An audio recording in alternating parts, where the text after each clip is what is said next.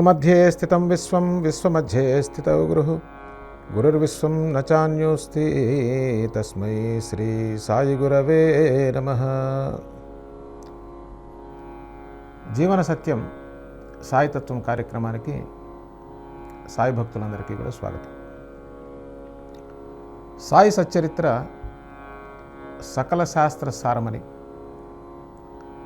సాయి సచ్చరిత్రలో గురువు యొక్క బోధ నిండుగా ఉంటుంది.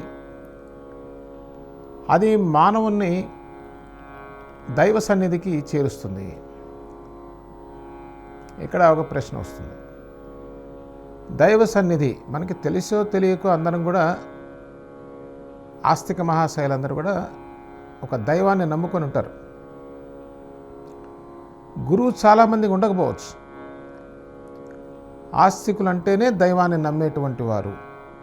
అంటే ఏదో ఒక మహాశక్తి ఉన్నది, ఆ శక్తి ఈ విశ్వానికి కారణమై ఉంది కాబట్టి నా యొక్క జీవితానికి కూడా అది కారణభూతమై ఉంది, అది నాకు సహాయం చేస్తుంది, దాని సహాయం ద్వారా నేను ఆనందంగా బ్రతుకుతాను అనేటువంటి ఒక విశ్వాసం. ఆస్తికుడైన నాస్తికుడైన ఇద్దరూ విశ్వాసంతో ఉన్నటువంటి వాళ్ళే. నాస్తికుడు నాకు కనిపించలేదు, నా కళ్ళ ముందు వచ్చి కనిపించలేదు కాబట్టి లేదు అంటాడు. అదొక అమాయకత్వం. అంటే కంటి ముందు ఉన్నది కూడా మనం కరెక్ట్గా చూడలేం వాస్తవానికి. అది సైన్స్ చెప్తున్నది ఆ విషయం. కేవలం కంటి మీద, నా అనుభవం మీద మాత్రమే ఆధారపడితే మనం చాలా విషయాల్ని, మన కళ్ళ ముందున్న విషయాలను మనం తెలుసుకోవడం అసాధ్యం. ఆ కోవలో 100% మంది నాస్తికులు. కొంతవరకు లాజికల్గా వెళ్ళినా కూడా వాళ్ళకి అందదు, ఎందుకంటే ఇది లాజిక్తో అందేటువంటి వ్యవహారం కాదు. అదేవిధంగా ఒక భరోసా, ఒక ధైర్యం చాలా అవసరం మనిషికి. సైకలాజికల్గా కూడా చాలా రీసెర్చెస్, అంటే మన దేశంలో చెప్పామంటే మనకు విలువ ఉండదుగా, అమెరికా లాంటి దేశాల్లో చేసినటువంటి రీసెర్చెస్ కూడా చెప్తున్నది ఏంటంటే ప్రార్థన, దైవభక్తి, ఇది చాలా పాజిటివ్ ఎఫెక్ట్ కలిగి ఉంటాయి మైండ్ మీద. ఎందుకని మైండ్ ఆటోమేటిక్గా రిలాక్స్ అవుతుంది, పెద్ద లాజిక్ ఏం అక్కర్లేదు.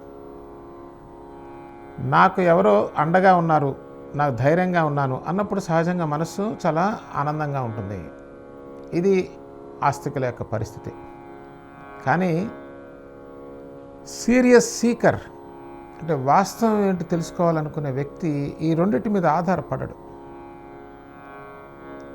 అట్లా ఆధారపడకుండా ఉన్నటువంటి వాడే ఒక గురువుని ఆశ్రయిస్తాడు. ఎందువలన తనంతట తాను తెలుసుకోవడం చాలా చాలా చాలా కష్టం. శ్రీకృష్ణ భగవానుడు చెప్పినట్టుగా ఏ వేల కోట్లలో ఒకానొకడు మాత్రమే నన్ను తెలియగలుగుతున్నాడు అంటే ఎక్కడో భగవాన్ రమణ మహర్షి గారు లాంటి వాళ్ళు, అట్లాంటి వాళ్ళు.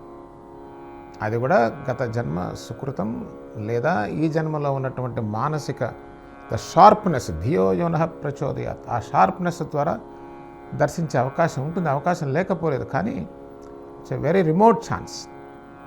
దాన్ని మనం ఎప్పుడు కన్సిడర్ చేసుకోం, ఎందుకంటే సమాజంలో ఉన్న వాస్తవాన్ని బట్టి వెళ్తాం కాబట్టి.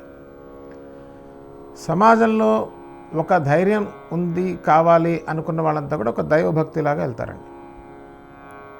లేదు అది నిజమా, అసలు దాన్ని ఎట్లా మనం తెలుసుకోవాలి అని నాకు క్రిస్టల్ క్లియర్గా తెలుసుకొని పోవాలనుకున్న వాళ్ళంతా కూడా గురువుని ఆశ్రయించి ఉంటారు.